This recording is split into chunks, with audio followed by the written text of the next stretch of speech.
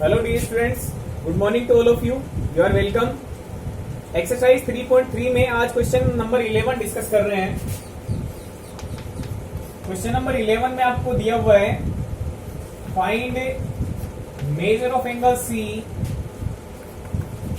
In the figure below if AB line segment is parallel to DC line segment. आपको इस तरीके से एक फिगर बना के दिया हुआ है.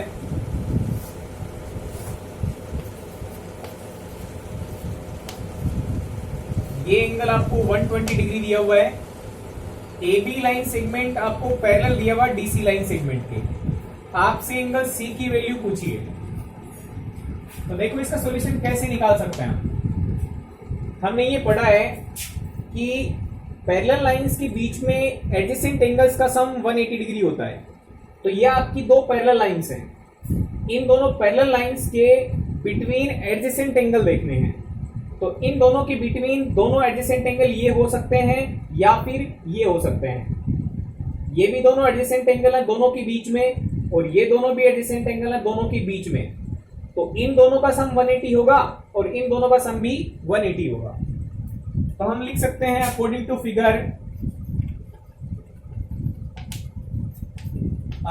Figure we can write that angle B plus angle C equal 180 degree because these are adjacent angles between parallel lines. Angle B की वैल्यू आपको 120 डिग्री दी हुई है. एंगल C नहीं पता है. इसको ट्रांसफर कर लेते हैं तो आपको 180 माइनस 120 यानी एंगल C की वैल्यू 60 डिग्री मिल जाएगी.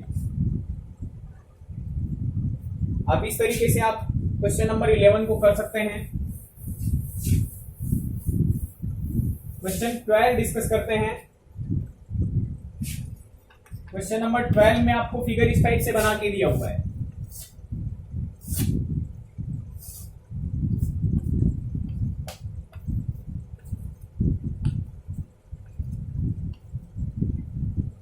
आपको ये दिया है find angle P and angle S if SP line segment is parallel to RQ line segment. Information क्या दी है? SP is parallel to RQ, then find the measure of angle P and measure of angle S. किस तरीके से कर सकते हैं? देखो ये दोनों साइड्स इसकी पैरेलल हैं. तो पैरेलल लाइंस के बिटवीन एडजेसेंट एंगल्स का सम 180 डिग्री होता है. तो ये दोनों पैरेलल लाइंस हैं 130 और एंगल P. ये दोनों एडजेसेंट एंगल हो जाएंगे बिटवीन टू पैरेलल लाइंस. तो इन दोनों का सम 180 बनेगा. ऐसे ही देखोगे तो इन दोनों पैरेलल लाइन के बिटवीन एडजेसेंट एंगल ये भी हैं. तो इन दोनों का सम भी 180 बनेगा. ठीक है, ये हमारा कॉन्सेप्ट रहेगा. आप ये भी जानते हो कि ऐसा सिंबल होता है इसका मतलब 90 डिग्री एंगल होता है. तो आपको दो एंगल पता है और दो एंगल आपको फाइंड आउट करने हैं. इसके सॉल्यूशन में हम शुरुआत करेंगे अकॉर्डिंग टू फिगर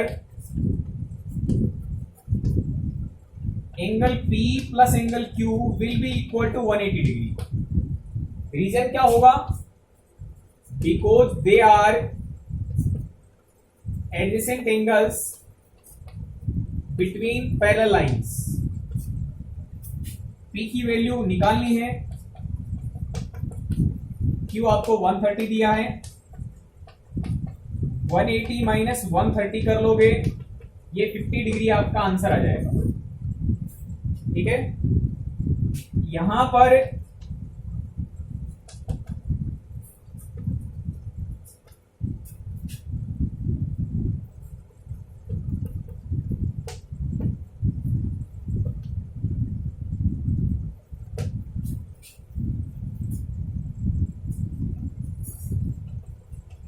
यदि फिगर को देखें तो फिगर को देखने पर आपको एंगल R की वैल्यू 90 डिग्री दिखाई देगी. तो यहां से हम एक तरीका लगा सकते हैं angle S plus angle R will be equal to 180 degree. S और आर इन दोनों का सम 180 क्यों होगा? बिकॉज ये भी एडजेसेंट एंगल है। तो आप तरीका वही लिखेंगे, रीजन वही होगा इसका, because they are adjacent angles between parallel lines. Parallel line के बिटवीन एडजेसेंट एंगल्स का सम 180 डिग्री। एस की वैल्यू निकालनी है, आर की वैल्यू 90 रख सकते हैं, 180 डिग्री ट्रांसफर कर लेंगे तो 180 माइनस 90 यानी 90 डिग्री आपको इसमें रिजल्ट मिल जाएगा। ठीक है, तो एस की वैल्यू आएगी आपकी 90 और पी की वैल्यू आएगी 50 डिग्री। क्या कोई इसका अल्टरनेट मेथड हो सकता है जिसकी हेल्प से हम एंगल निकाल सकें? देखो ये 90 डिग्री है तो इसका एडजेसेंट एंगल ये 90 बनेगा। पी की वैल्यू निकालें तो हम ये जानते हैं कि चारों एंगल्स का सम 360 डिग्री होगा बाई एंगल सम प्रॉपर्टी, कि कोई भी क्वाड्रिलेटरल है तो क्वाड्रिलेटरल में 4 एंगल होते हैं तो चारों का सम करने पर वैल्यू बनती है 360 डिग्री। तो हम लिख सकते हैं angle P plus 130 plus 90 plus 90 equal 360 degree. P plus में इनका सम करेंगे तो ये बन जाएगा आपका 310 डिग्री इक्वल, P की वैल्यू निकालेंगे तो ट्रांसफर कर लेंगे, 360 माइनस 310, P की वैल्यू आपको मिल जाएगी 50 डिग्री। तो आप इस तरीके से एंगल P की वैल्यू निकाल सकते हैं अल्टरनेट मेथड से। ये आपका दूसरा मेथड है, यानी अल्टरनेट मेथड।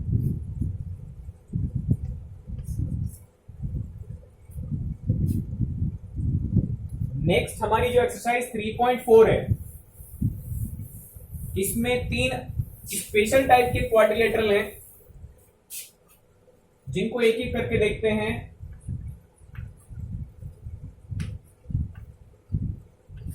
एक रोम्बस है,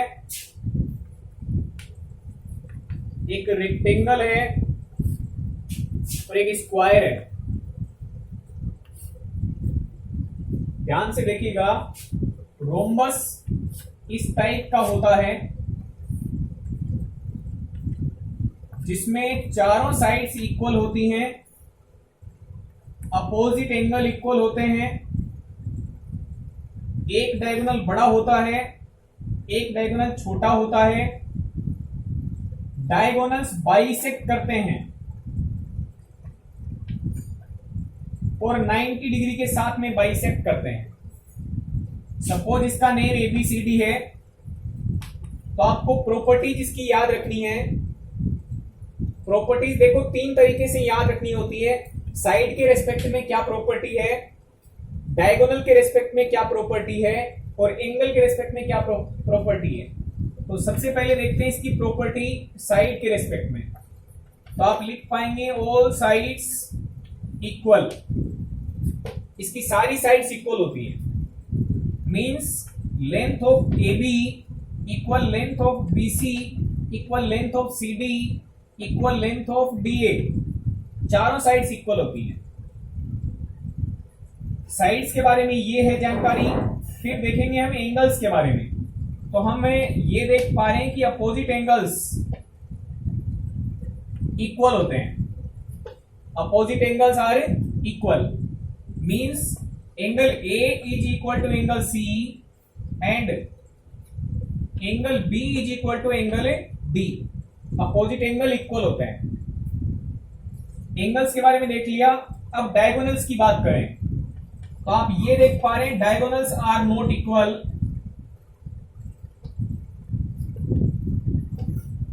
डायगोनल्स इक्वल नहीं है लेकिन बाइसेक्ट कर रहे हैं। बाइसेक्ट करने का मतलब एक दूसरे को 2 बराबर टुकड़ों में डिवाइड कर रहे हैं। सपोज ये पॉइंट आपका O है तो आप लिख सकते हैं diagonals are not equal but they bisect each other.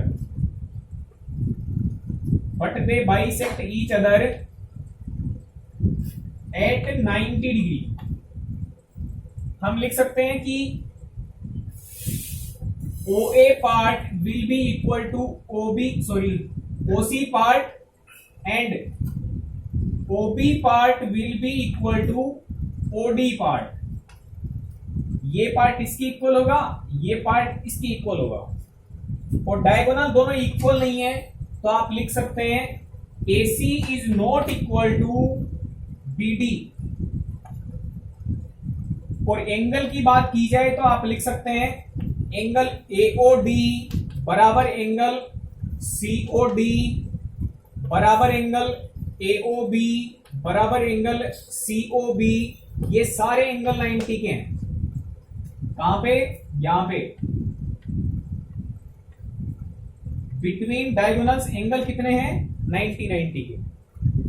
तो साइड के रेस्पेक्ट में आपको याद रखनी पड़ती है प्रॉपर्टी, एंगल्स के रेस्पेक्ट में और डायगोनल्स के रेस्पेक्ट में प्रॉपर्टीज याद रखनी होती है। ये आपका रोम्बस था। रेक्टेंगल की बात करेंगे।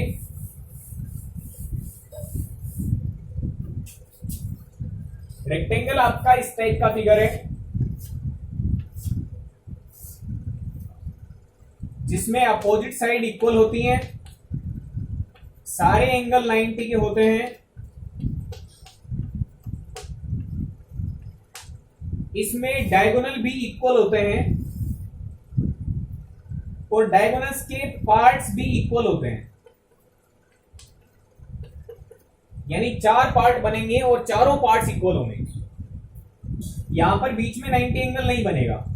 सपोज ये O है, L M N K या KLMN।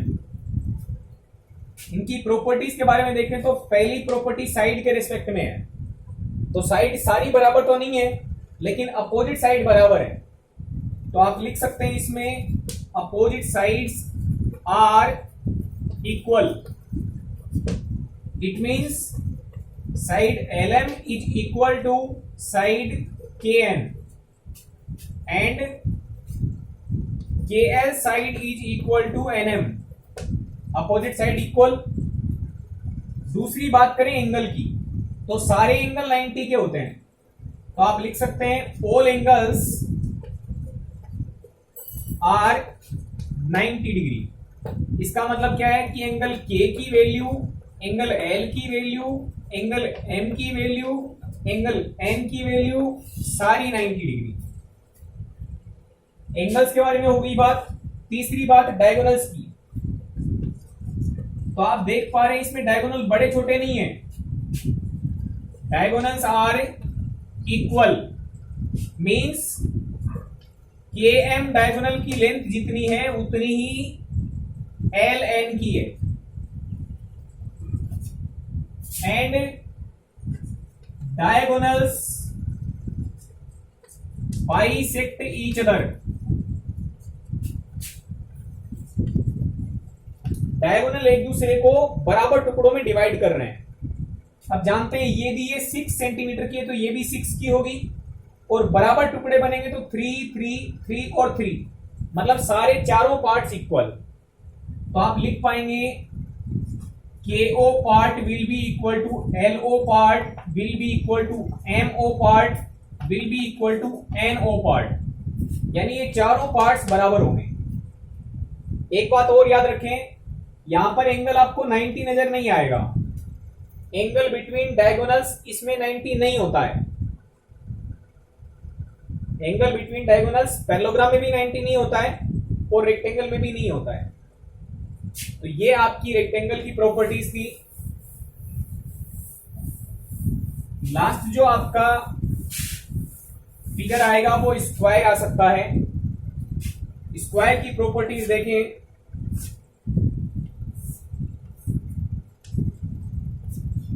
इसमें all sides equal, all angles are 90 degree. आप देखेंगे तो डायगोनल भी इक्वल मिलेंगे आपको, ठीक है। और डायगोनल्स के बीच में यहां पर एंगल 90 बनेगा। डायगोनल्स इक्वल बनेंगे तो सारे पार्ट्स भी इक्वल आएंगे। सपोज इसका नाम WXYZ है और यहां पर कोई पॉइंट O है। सबसे पहली प्रॉपर्टी साइड्स के बारे में डिस्कस करें तो आप लिख पाएंगे all sides are equal. All sides equal है, इसका मतलब XY equal YZ equal ZW equal WX, all sides equal. Second property angles के बारे में होती है, तो आप लिख सकते हैं all angles are equal and they are equal to 90 degree. ठीक है, ये सारे एंगल 90 डिग्री के होंगे, यानी angle X, angle Y, angle Z, angle W सारे एंगल 90 डिग्री के। तीसरी बात डायगोनल्स की होती है, तो डायगोनल्स बराबर है, तो आप लिखेंगे diagonals are equal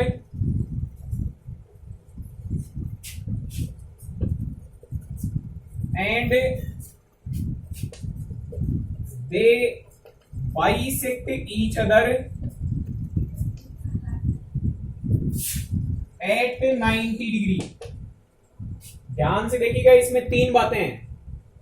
diagonals are equal, इसका मतलब WY is equal to XZ, diagonals equal हैं।